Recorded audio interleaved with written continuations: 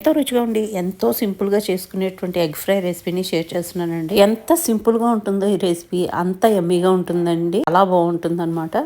ఏదైనా పప్పు, రసము, సాంబార్ ఇలాంటి కాంబినేషన్లో ఇంకా బాగుంటుందండి. ప్యాన్ పెట్టేసుకుని దాంట్లో 1 టేబుల్ స్పూన్ ఆయిల్ వేసుకుని ఒక పచ్చిమిర్చి తరుగు, ఒక పెద్ద ఆనియన్ చిన్న ముక్కలుగా కట్ చేసుకుని వేసుకున్నాను. ఒక హాఫ్ టీ స్పూన్ అల్లం వెల్లుల్లి పేస్ట్, పసుపు, రుచికి సరిపడా సాల్ట్ వేసేసుకుని మొత్తం అంతా మిక్స్ చేసుకుంటూ చక్కగా ఫ్రై అవనివ్వాలండి. ఈ లోపు మనం ఎగ్స్ అన్ని బాయిల్ చేసుకుని హాఫ్ కి కట్ చేసుకుని పెట్టేసుకుంటాం అనమాట. పీల్ ఆఫ్ చేసుకున్న తర్వాత ఇంక ఇప్పుడు ఇది కొంచెము వేగిందండి. ఇప్పుడు దీంట్లో 1 టీ స్పూన్ వరకు కారము, ఒక half tea spoon garam masala కూడా యాడ్ చేసుకుంటామండి.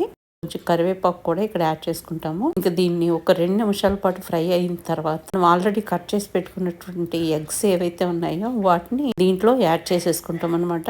ఈ ఆనియన్స్ మనకి క్యారమలైజ్ అయిపోవాలండి, అంతలా వేగిపోవాలన్నమాట. అప్పుడే దీనికి రుచి. ఇంక ఇప్పుడు దీంట్లో హాఫ్ కి కట్ చేసుకున్నటువంటి ఎగ్స్ ని యాడ్ చేసేసుకుంటున్నానండి. యాడ్ చేసుకున్న తర్వాత మసాలాని ఎగ్స్ మీదకి కొంచెం అట్లా కదిపినట్టుగా వేసుకుంటామండి. వేసుకుని ఇంకా దీన్ని చక్కగా ఫ్రై అవనిస్తాం అనమాట. ఇందాక చెప్పినట్టు చక్కగా క్యారమలైజ్ అయిపోవాలండి. ఒక సైడ్ వేగిన తర్వాత మనము సెకండ్ సైడ్ కి ఫ్లిప్ చేసుకుంటాము. చూస్తున్నారా చక్కగా వేగుతుంది. మనం వేసిన ఆయిల్ కూడా బయటికి మనకి కనిపిస్తుంది కదా. ఇప్పుడు సెకండ్ సైడ్ కూడా నేను ఫ్లిప్ చేసుకుంటున్నాను. ఈ విధంగా both the sides red colour కి వచ్చేసేలాగా మనం వేపుకోవాలి. ఆనియన్స్ కూడా ఈ కలర్ కి టర్న్ అయిపోవాలండి. అప్పుడే ఆ రుచి, ఆ కమ్మదనం వస్తుంది అనమాట. ఎంత రుచిగా ఉంటుందో.